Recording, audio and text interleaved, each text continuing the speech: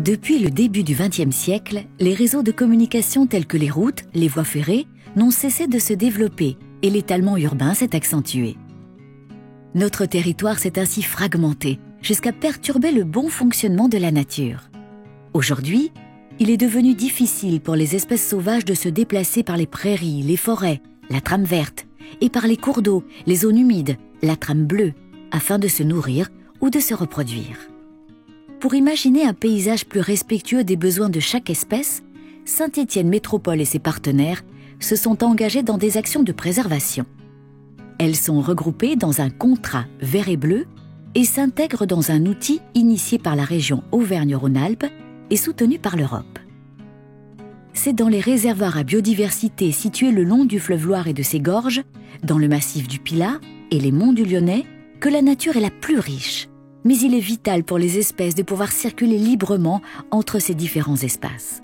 Parce que la trame verte et bleue est l'affaire de tous, Saint-Étienne Métropole s'entoure de partenaires locaux, naturalistes, scientifiques, collectivités territoriales et même gestionnaires d'infrastructures qui agissent ensemble pour améliorer la connaissance du fonctionnement écologique entre les réservoirs à biodiversité et accompagner des projets d'aménagement du territoire en faveur de la trame verte et bleue. Ces objectifs se traduisent par la mise en œuvre d'actions concrètes. Restreindre l'urbanisation de certaines zones. Accompagner les agriculteurs pour diminuer les traitements phytosanitaires sur les parcelles. Retarder les fauches. Créer des réseaux de haies et de mares. Préserver des îlots naturels, dits de tranquillité, comme les petites forêts, les landes ou encore les friches. Permettre aux poissons de remonter les rivières. Favoriser et sécuriser autant que possible le passage de la faune sur et sous les infrastructures. Donner une vraie place au végétal dans les projets urbains. Les villes aussi peuvent être des refuges de nature. Les bénéfices de la nature en ville sont nombreux. Un cadre de vie plus apaisant et sain, permettant des activités de plein air. Une meilleure régulation des températures dans la ville par la place du végétal et de l'eau. Une plus grande diversité des espèces présentes en ville. Ou encore, le développement de l'agriculture maraîchère.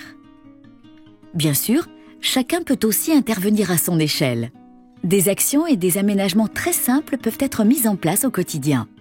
Laisser une zone de prairie fleurie au jardin afin de favoriser la pollinisation. Privilégier les espèces végétales locales et adaptables au changement climatique. Créer une haie champêtre plutôt que des tuyas par exemple. Créer des passages dans les clôtures pour les petits mammifères tels que les hérissons. Fabriquer des hôtels à insectes ou des nichoirs, qui sont en plus des activités ludiques à faire en famille.